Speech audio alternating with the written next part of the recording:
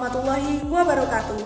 Perkenalkan, kami dari kelas Biologi A kelompok 3 yang akan membahas tentang sistem saraf dan alat indera pada manusia. Dosen pengampu Bapak Muhammad Khairul Anwar. Untuk lebih jelasnya, simak video kami berikut ini.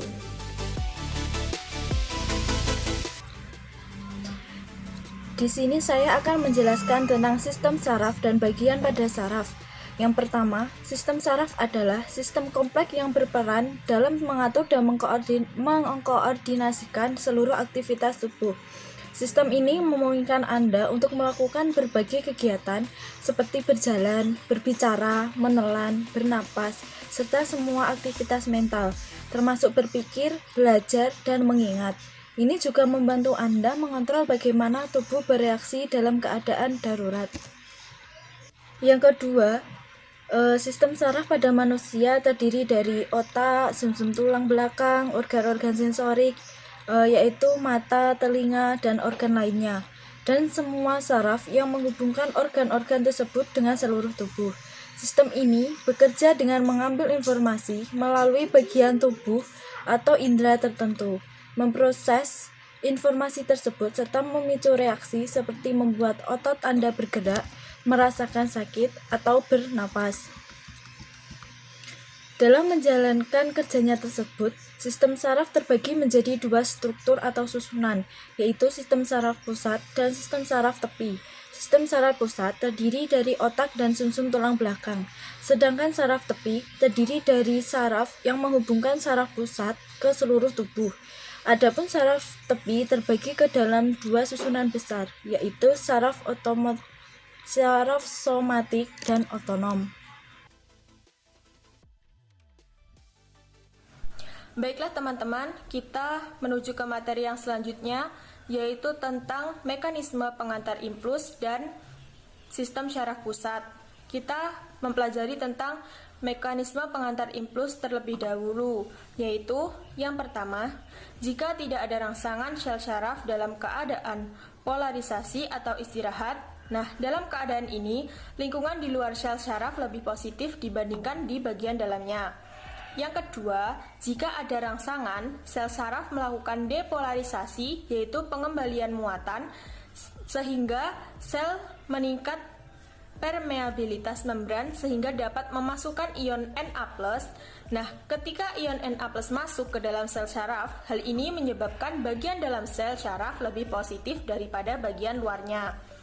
Yang ketiga, yaitu depolarisasi, yaitu menimbulkan potensial aksi dan daerah itu berpindah secara menjulur sepanjang perjalanan impuls.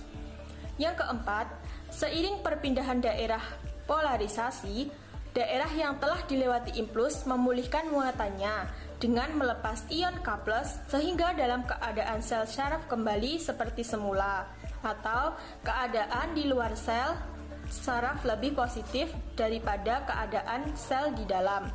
Yang kelima, sel saraf yang telah dilewati impuls mengalami masa refraktor, yaitu tidak peka rangsangan karena melewati masa pemulihan. Nah, itu tadi adalah pembahasan singkat mengenai mekanisme pengantar impuls. Selanjutnya, kita akan belajar tentang sistem saraf pusat. Nah, peran saraf pusat ini dalam sistem saraf manusia itu sangat vital karena akan menentukan cepat atau lambatnya respon tubuh terhadap perubahan di sekitarnya. Nah, sistem saraf pada manusia terdiri dari otak dan sumsum tulang belakang. Semua bentuk rangsangan impuls yang diterima oleh alat indera akan dibawa ke sistem syaraf pusat dan diproses oleh syaraf pusat untuk diberikan tanggapan. Nah, penjelasan yang pertama yaitu otak. Otak itu terletak di dalam rongga kepala. Secara fisik, bagian luarnya itu berwarna abu-abu, sedangkan bagian dalamnya berwarna putih. Nah, otak manusia itu dilindungi oleh selaput pembungkus yang disebut meninges. Nah, selaput ini terdiri dari 3 lapisan, yaitu durameter atau selaput keras, arachnoid atau selaput jaring-jaring, dan piameter atau selaput halus. Otak terbagi menjadi bagian utama. Otak terbagi menjadi bagian utama itu yaitu otak besar atau cerebrum, otak kecil atau cerebellum, dan sumsum lanjutan yaitu oblongata.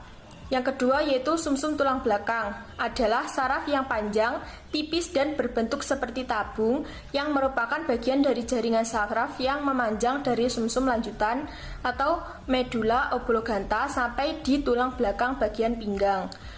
Nah, letaknya itu memanjang dari pangkal leher hingga ke selangkangan. Apabila sumsum tulang belakang mengalami cedera, maka akan mempengaruhi sistem saraf, bahkan menyebabkan kelumpuhan. Nah, sumsum tulang belakang ini terdiri dari 31 pasang saraf spinalis. Nah, saraf spinalis terdiri dari 7 pasang dari segmen cervical, 12 pasang dari segmen thoracal, 5 pasang dari segmen lumbalis, dan 5 pasang dari segmen sacralis, dan 1 pasang dari segmen coccygeus. Fungsi utama dari sumsum tulang belakang adalah untuk transmisi pemasukan rangsangan antara saraf tepi dan otak. Fungsi lain dari sumsum tulang belakang yaitu mengontrol gerakan refleks atau spontan, misalnya gerakan Sistem saraf tepi. Sistem saraf tepi merupakan percabangan dari saraf pusat yang menyebar di seluruh bagian tubuh.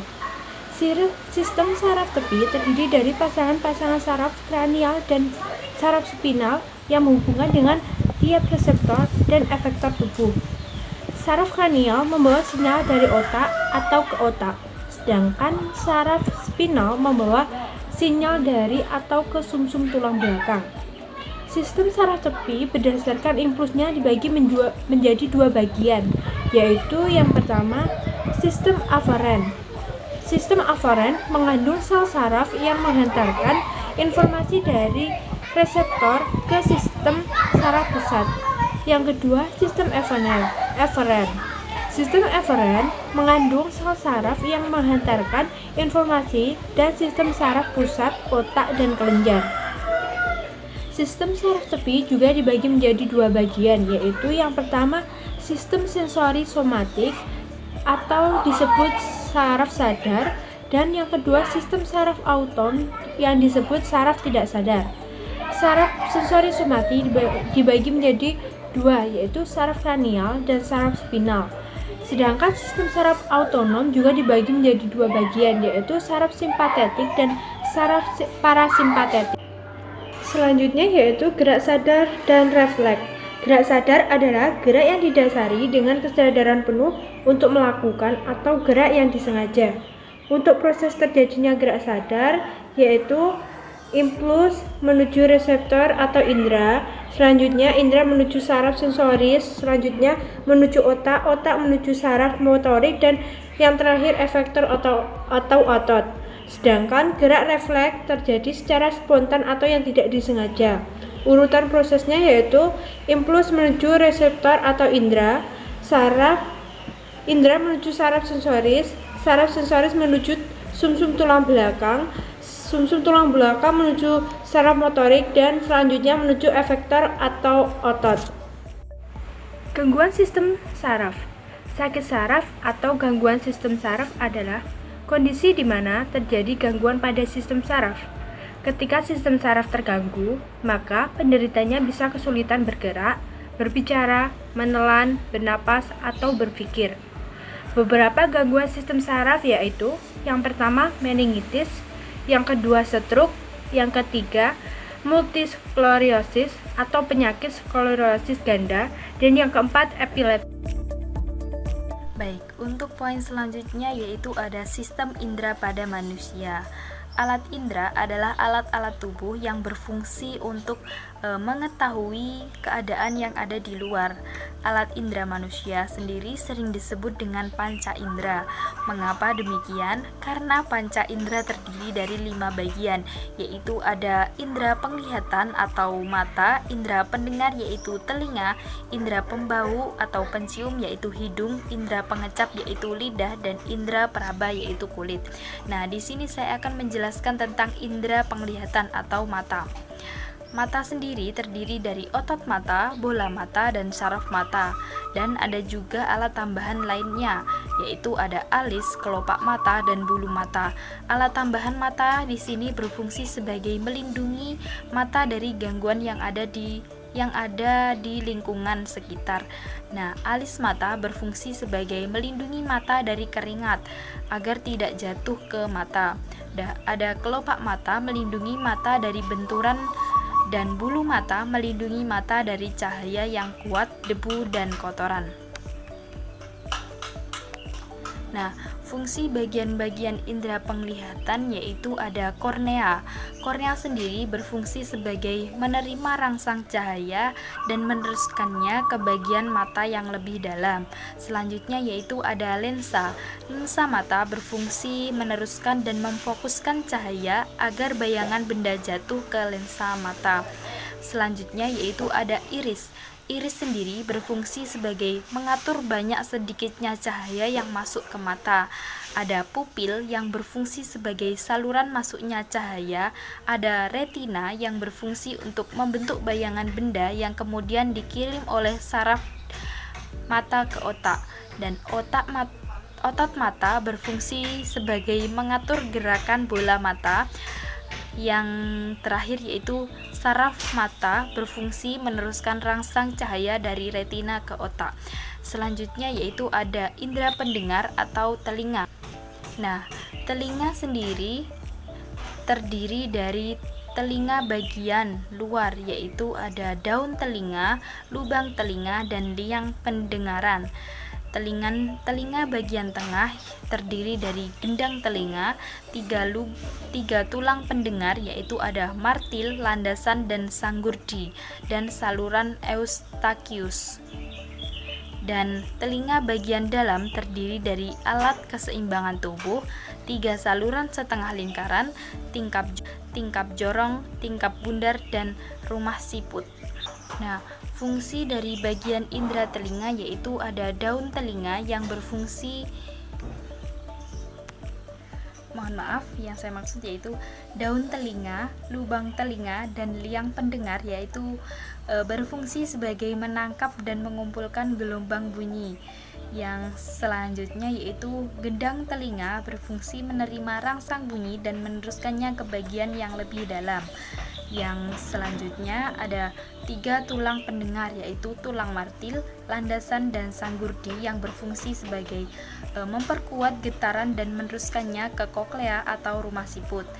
Poin selanjutnya yaitu ada tingkap jorong, tingkap bundar, 3 saluran setengah lingkaran, dan koklea atau rumah siput yang berfungsi sebagai mengubah impuls dan diteruskan ke otak. 3 saluran setengah lingkaran juga berfungsi sebagai menjaga keseimbangan tubuh, dan saluran eustachius menghubungkan rongga mulut dengan telinga bagian luar. Terima kasih. Baik, selanjutnya yaitu alat indera pada manusia sebagai pembau atau yang disebut dengan hidung. Hidung ini selain sebagai alat pernapasan yaitu sebagai indera pembau karena di dalamnya terdapat saraf pembau. Rangsang bau yang diterima hidung akan diteruskan ke dalam otak kita. Adapun fungsi bagian-bagian dari indera pembau diantaranya yang pertama yaitu lubang hidung yang berfungsi untuk keluar masuknya udara. Yang kedua yaitu rambut hidung, berfungsi untuk menyaring udara yang masuk ketika bernafas.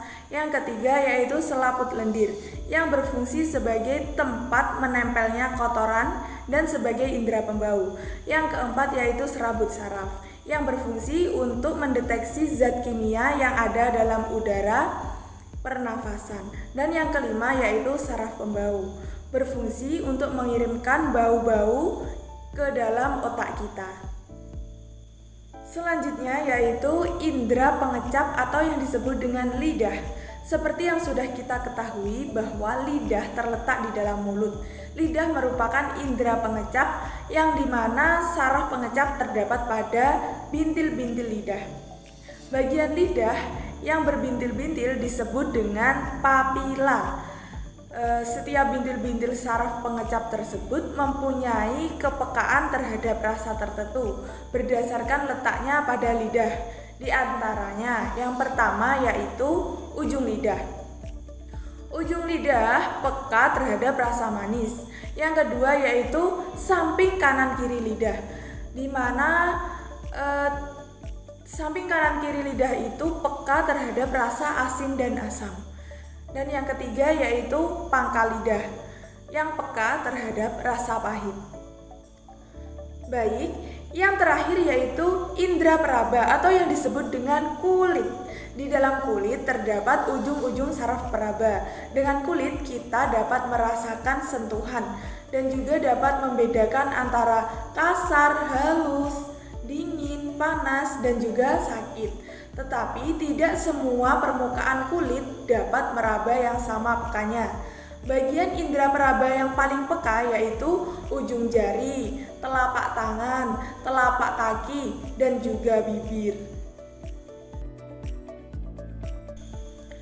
Adapun fungsi-fungsi dari bagian kulit diantaranya yang pertama yaitu kulit ari, yang berfungsi untuk mencegah masuknya bibit penyakit dan mencegah penguapan air dari dalam tubuh.